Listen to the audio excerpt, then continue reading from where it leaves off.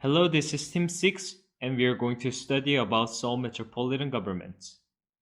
The Seoul Metropolitan Government's new office building was a long-planned project due to old and narrow problems in the existing office building.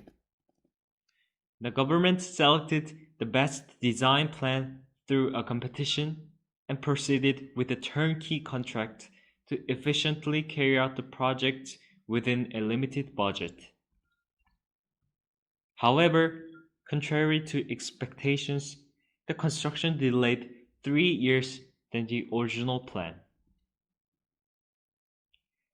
Although the long construction process has ended, Seoul City Hall is considered one of the worst buildings in modern Korea among experts. 70% of experts suggested that the new office building does not fit in with Doksugung Palace or existing buildings. In addition, since the new office was opened to citizens in September 2012, 2,430 defects have occurred in the past year, and there are still problems with maintenance. So why did Seoul City Hall leave such a regret? In this week, we will look into the overall problems of the construction project within the entire life cycle. It was in 1969 that the first new City Hall project was promoted by Mayor Kim Hyun-ok. Mayor Kim was so focused on urban development that he said, "Construction is my religion." So the Yeouido development project had been pushed to build a new City Hall building. However, it broke down with the resignation of Mayor Kim Hyun-ok. In 1996, the project of the new government building was carried out after Mayor Cho Soon took office. Mayor Cho established the ordinance to raise funds for new City Hall projects, and finally raised a total of 189 billion won. However, Mayor Cho could not carry out the project because of the IMF. After a long time, in 2006, the project of the new City Hall began in earnest. The Seoul Metropolitan Government adopted a turnkey contract to carry out the construction project in anticipation of shorter construction period and economic effects.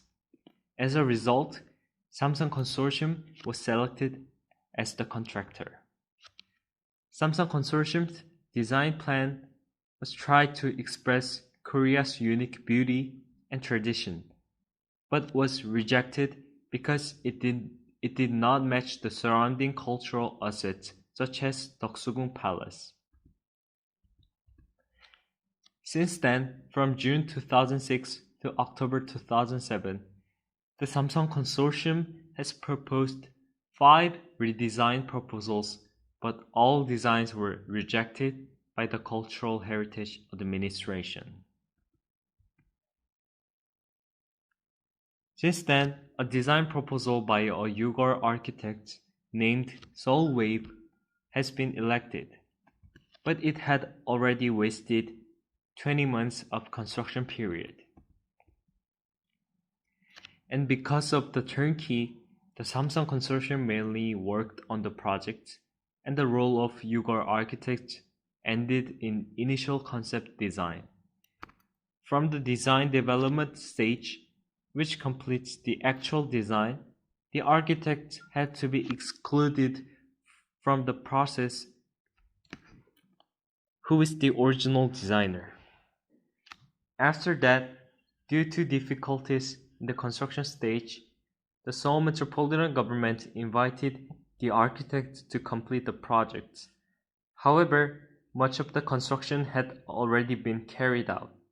Therefore, the design intentions of architect were not fully conveyed to the new Seoul City Hall. This part, we will look at the main problems that significantly delayed the construction period. As the main building of the City Hall was assigned as a cultural property, it was not easy to remove the building, and by remodeling it, it was intended to secure a stability and a larger space. In foundation process, underpinning work called USEM was applied. USEM is used to support 5,810 tons of upper loads of a building while also constructing underground frames. Because this is the first application of USEM method in Korea, it was difficult to cope with the problems encountered in actual construction. First of all, it was difficult to construct in a limited space because it had to be worked only within existing building.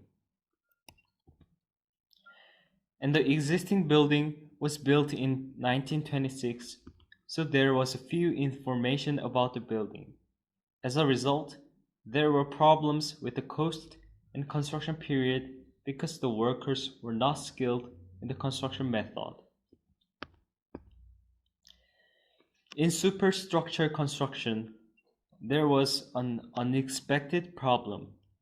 The rainy season, which began in June, was clear only 10 days until August, and the rest of 82 days were too cloudy with rain and fog. Even the rainy season led to flooding, which causes inconvenience in transporting construction equipment and suspension of groundwork. Therefore, problems occurred during the concrete casting process, and due to safety problem of workers, the schedule for the high-rise construction was delayed. Another problem was caused by the difference between the plan and the actual site construction. In case of external construction, it was planned to be constructed on one vertical line per 2 days, and the factory production schedule was adjusted accordingly. However, the demand for accurate work on the non-linear structure caused a lot of construction delays as workers were slow to work. So it took 3 days to assemble 10 sheets a day to complete one vertical line. After 4 years and 3 months of hard work from May 2008, the completion of the construction was completed in August 2012. Even after its completion, the city was forced to face an uncomfortable situation. Due to various problems on the project, the Seoul Metropolitan Government has been forced to spend extra money. The problem is that Mayor Oh Se-hoon has revised the design 6 times. The contract period for the turnkey method has been extended by 22 months. Thus, Samsung Consortium claimed for additional construction costs against the Seoul Metropolitan Government.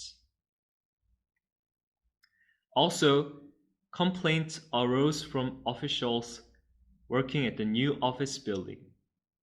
This is because the space utilization rate in the office area was very low due to excessive design of civic spaces. For this reason, only 45% of the officials work at the new office building. What about the other 55% of the officials? Because of this inefficient structure, governments spend a large amount of money to rent offices, and the rest of the officials work there. This results in an annual rental cost of 3 billion won. Lastly, problems in green facilities have also occurred. The city wanted to take environmental and economic advantages through vertical gardens and solar energy, but couldn't catch both advantages. Vertical garden requires an annual maintenance cost of 80 million won because The dead plants had to be replaced, and the heating and cooling system had to be operated all the time to maintain the plant. Solar energy facilities have adopted BIPV, which has a payback period of 73 years. The reason is that BIPV is twice as expensive as other devices, but its efficiency is only 60%. Despite these advantages, it was introduced because of design. After the building was opened to citizens, factors threatening the safety or comfort of citizens began to emerge in the building. The Seoul City Hall's new office has a sleek exterior that is covered with glass and has no facilities to prevent water from flowing down. In the winter, the snow on the roof of the new building melted and fell 50 meters below the ground, threatening the safety of pedestrians and vehicles. The front of the new building was installed with a snow gutter, as freezing problems were expected to occur during heavy snow. But the problem was caused by the failure to install a snow gutter on the back of the new building. This problem was repeated throughout the winter, so the Seoul Metropolitan Government urgently controlled the pedestrians and vehicles to clean the water for 2 hours.